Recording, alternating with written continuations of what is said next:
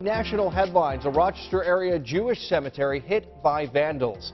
The investigation continues into who's ever responsible for that. This morning, that cemetery is the subject of this week's Good Question, but not about the vandalism, instead the history of that cemetery. Actually, two cemeteries we're talking about here on the Rochester-Greece border. Marie Lombard reached out to me and asked why these two cemeteries are located in a part of Rochester that really isn't known to be a largely Jewish neighborhood. This morning, for the answer, a bit of a history lesson. For whatever reason, they have their differences. And our history teacher, Helen Gulack. Take us back to the very beginning. The very beginning.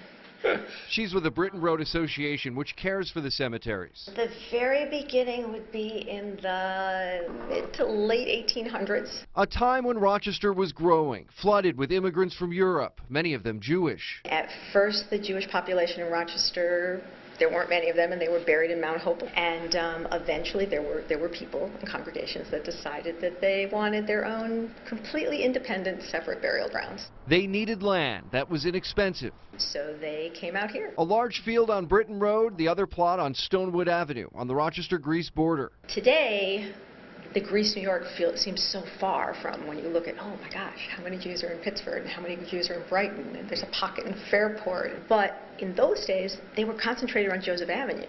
It was the city of Rochester. This was before the riots in the 60s. This was when there were upwards of 20 congregations of varying sizes. Many tombstones here in Russian and Hebrew. We have burials from the late 1800s. And much like Mount Hope Cemetery, the movers and shakers of Rochester's past are buried here too. Rochester was a big place for needle trades, and a huge percentage of them, the companies, were started by Jewish people. Those families are here. Still, so much more to learn here. Many stories remain uncovered. I know we have a lot of history here.